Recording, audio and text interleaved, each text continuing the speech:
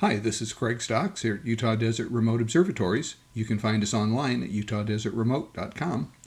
And today I want to talk about continuum subtraction. Not so much from a standpoint of how to do it, we'll get into that a little bit, but a little bit more on what it is and why it's useful and when it's not. And I'll be doing most of the work today in Photoshop.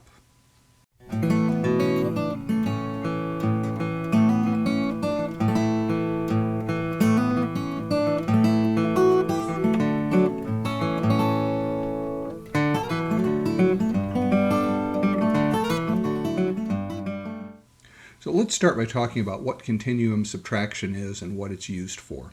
And I'm going to back up even a little bit beyond that and talk about the three different kinds of targets that we deal with.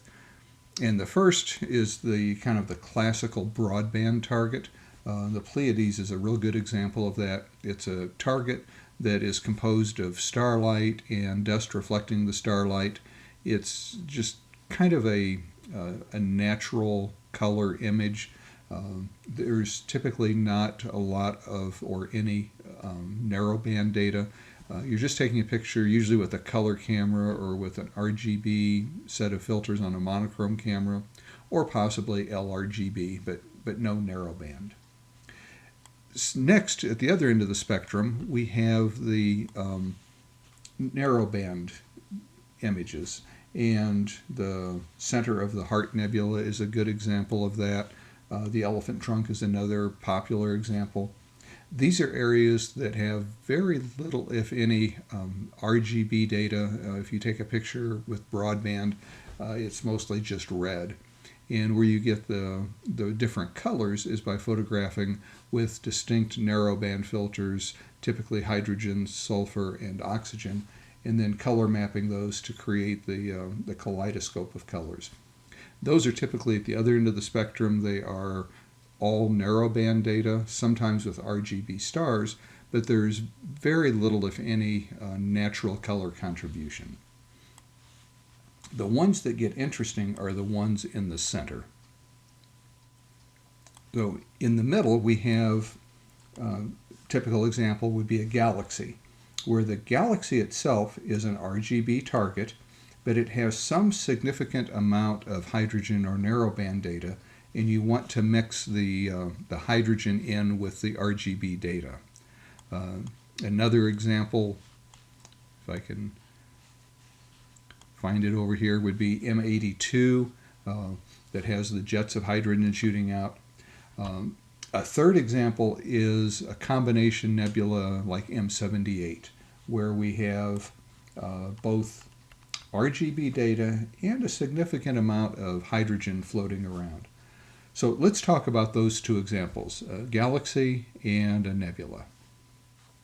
So I don't know if this is a proper definition of the situation, but to me what I find is when I photograph the HA for an area like this that has a fairly strong field of ionized hydrogen, but it also has a lot of just starlight reflecting off of dust and creating reflection nebula.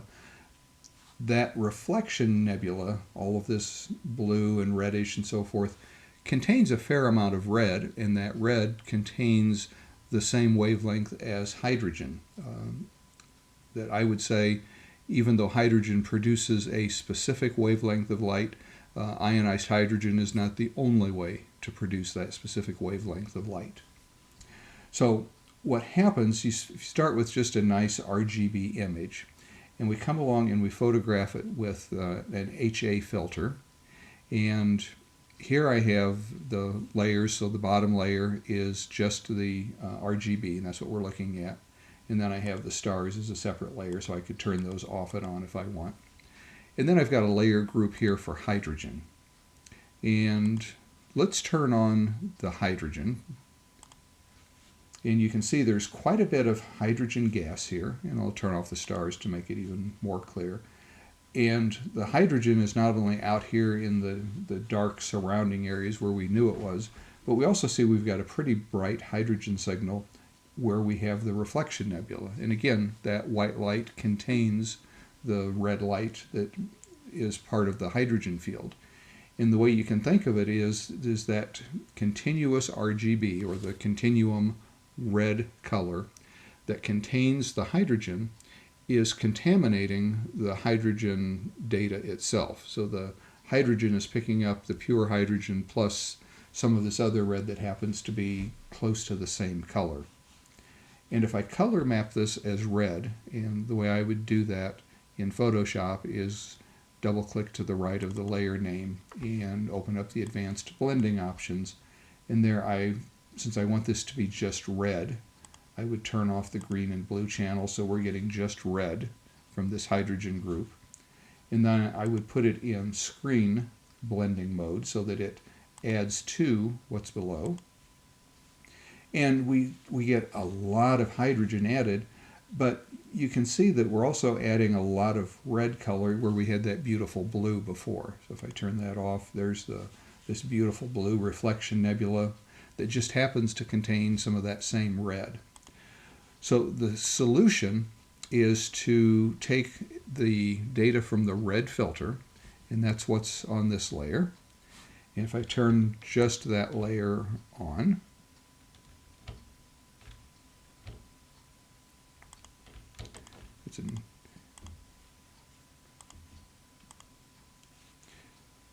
so there you can see just the red layer. And there we go. And you can see that this was photographed with the red filter. This was photographed with the HA filter. And what we want to do is subtract just the plain broadband red from the hydrogen so that what's left is just the areas that were pure hydrogen and not hydrogen that was contaminated with broadband red. And so to do that, I'm going to turn this red continuum layer back on, and I'm going to put it in subtract blending mode. And the blending modes are right here where right now it says normal. And if I put this in subtract blending mode, what we're doing now is we're subtracting that continuous red from the hydrogen red, and the difference then should be just the pure uncontaminated hydrogen. Now it's rare that everything is balanced just perfectly. So the last piece of the puzzle here in Photoshop is I have a levels adjustment layer, and this little arrow means it's clipped to the red continuum layer. And I can use it to fine-tune the brightness of what I'm subtracting.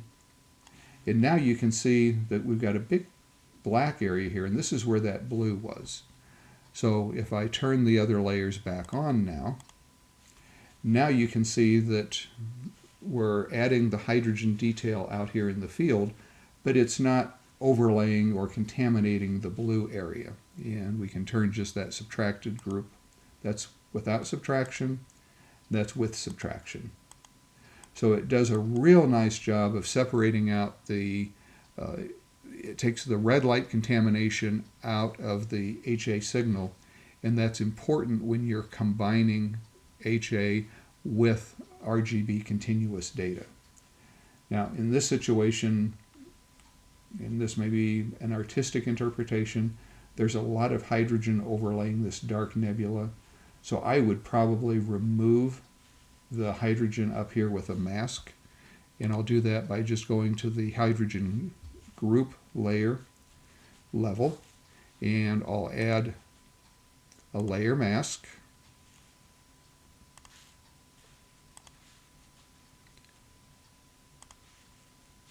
And I can do that with this little square with a circle in it.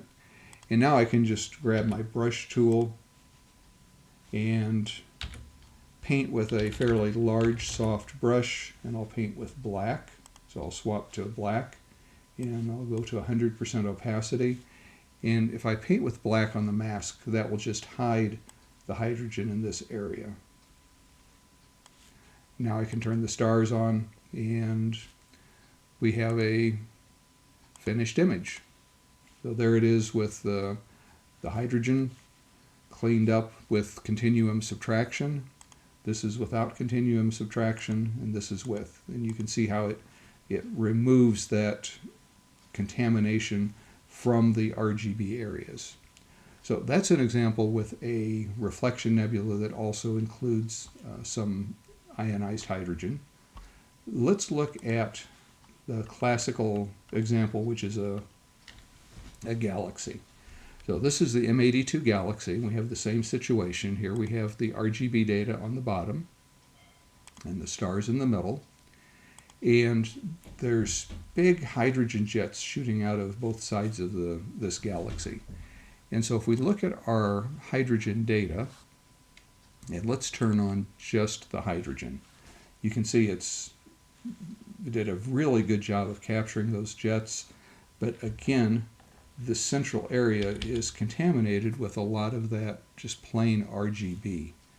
So if I do the same thing, if I turn this into a red layer in screen blending mode, it does a great job of bringing out these jets, but it also turns the whole galaxy red. So we'll use continuum subtraction because the red image is mostly concentrated in the core of the galaxy, and that's what we want to subtract from the hydrogen.